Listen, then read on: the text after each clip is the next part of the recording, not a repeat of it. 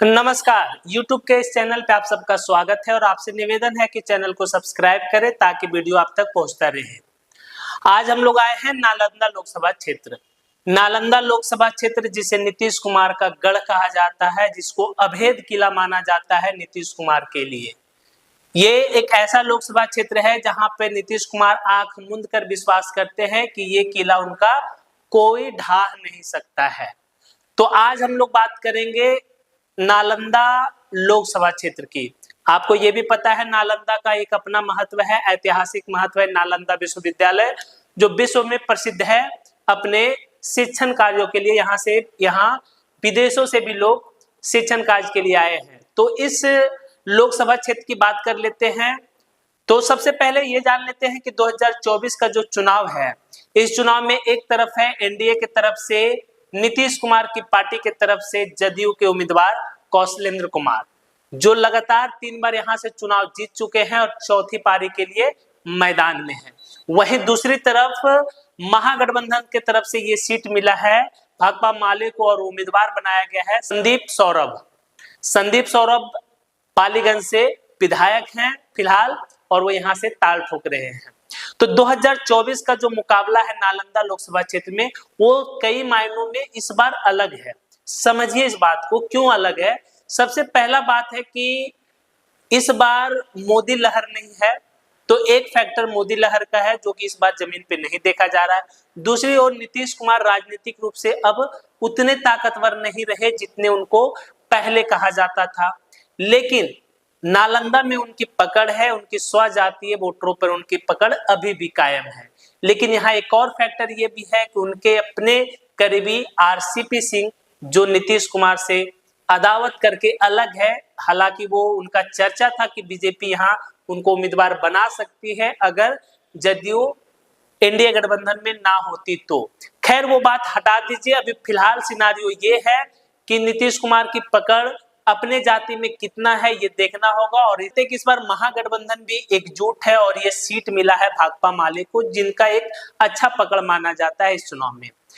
तो नालंदा लोकसभा क्षेत्र में नालंदा जिले के कुल 7 विधानसभा क्षेत्र है और 7 विधानसभा क्षेत्र में अधिकतर पे एनडीए का कब्जा है, सिर्फ एक विधानसभा क्षेत्र पे आरजेडी का कब्जा है। क्या इस बार नीतीश कुमार के अवैध किला नालंदा लोकसभा क्षेत्र, जिसको कुर्मिस्तान भी कहा जाता है, उसको माले के और महागठबंधन के जो प्रत्याशी हैं संदीप सौरभ, वो ढा पाएंगे? तो वीडियो को अंत तक देखिए और अपनी प्रतिक्रिया कमेंट बॉक्स में जरूर दीजिए। पहला जो विधानसभा क्षेत्र है, अस्थावा से जितेंद्र कुमार जदयू के विधायक है, बिहार शरीफ से सुनील कुमार बीजेपी के विधायक है, राजगीर से कौशल किशोर जदयू के विधायक है, इस्लामपुर से नालंदा राकेश कुमार रोशन आरजेडी के विधायक है, वहीं हिलसा से कृष्ण मुरारी शरण जदयू के विधायक है, नालंदा से श्रवण कुमार जदयू के विधायक है और हरनौत से हरिनारायण सिंह जदयू के विधायक है। तो 7 सीटों में से 6 पर एनडीए का कब्जा है और 1 सीट आरजेडी के पास है। पिछले लोकसभा चुनाव में जदयू के कौशलेंद्र कुमार को 5,40,000 वोट मिला, वहीं पर महागठबंधन की तरफ से ये सीट हम पार्टी को मिली था और वहां से अशोक कुमार आजाद लड़ रहे थे, उनको 2,84,000 मिला। निर्दलीय रामविलास पासवान को 21,000, ब्रह्मदेव प्रसाद को 16,000। तो जीत और हार का अंतर देखिएगा तो 2,56,000 के अंतर से कौशलेंद्र कुमार ने यहाँ जीत दर्ज की। 21 लाख वोटर्स में 4,12,000 वोटर्स कुर्मी मतदाता हैं, कुर्मी समाज से हैं। वहीं अगर 2 नंबर की बात करें तो 2 नंबर पर यहाँ यादव मतदाता है और यादव मतदाताओं की कुल संख्या 3,08,000 है। वहीं पर बात करें तीसरे नंबर पर यहाँ पे मुस्लिम मतदाता है, तो मुस्लिम मतदाता की संख्या अगर बात करें तो 1,70,000 वोट मुस्लिम मतदाता का है। अन्य जातियों में बात कीजिएगा, अन्य जातियों की बात करिए, वैश्य समाज की बात कीजिएगा तो वैश्य समाज के वोटर भी 1,60,000 के आसपास यहाँ है। वहीं पासवान वोटर्स की बात करें तो 1,20,000, दलित मतदाताओं में सिर्फ पासवान जाति के वोटर्स हैं 1,20,000। वहीं बात करें कुशवाहा वोटर्स के तो उनकी भी संख्या 1 लाख है, जो इस बार महागठबंधन के पक्ष में जाती हुई दिख रही है। वहीं बात करें बेलदार समाज के मतदाताओं की संख्या भी लगभग 1,000 है, जिसे मुकेश सहनी का वोट बैंक माना जाता है, उनके करीब माना जाता है। महागठबंधन की तरफ से जो उम्मीदवार है संदीप सौरभ, तेज तर्रार और पढ़े लिखे नेता माने जाते हैं, ओबीसी समाज से आते हैं।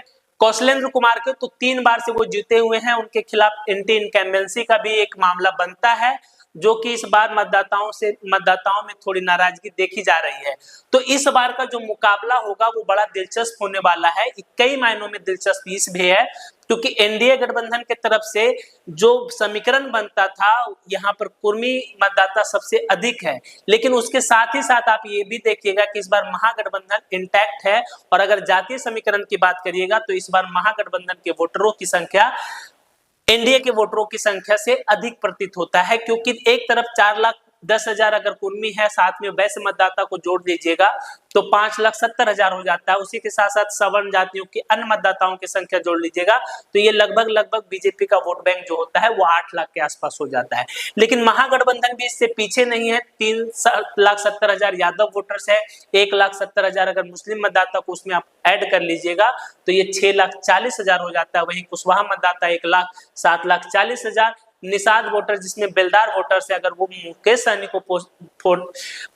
सहनी के पक्ष में खड़े होते हैं तो वो 7,40,000। और इस बार जो सबसे बड़ा चेंज है बिहार के राजनीति में वो कुशवाहा मतदाता इस बार अगर आरजेडी को महागठबंधन को सपोर्ट करती हुई दिख रही है। अगर यहाँ भी उन्होंने महागठबंधन के पक्ष में दिया तो मामला 50-50 का आ सकता है। तो और उसके साथ ही साथ यहाँ पर आरसीपी सिंह फैक्टर अगर थोड़ा बहुत भी काम कर गया और वो नीतीश कुमार के विरोध कर दिए और अपने स्वजातीय वोटर्स में कुछ मतदान को, कुछ वोट्स को इधर उधर कर पाए तो ये लड़ाई बड़ा ही दिलचस्प हो जाना है। मुद्दा जो मोदी लहर ना होकर रोजगार और उम्मीदवार है, लेकिन अगर संदीप सौरभ ने ये किला को ढहा दिया तो ये नीतीश कुमार की राजनीतिक जो उनकी ताकत है वो कम होने का एहसास है, उसको जग जाहिर कर देगी। आपको क्या लगता है? अपनी प्रतिक्रिया कमेंट बॉक्स में दे और चैनल को सपोर्ट करते रहें।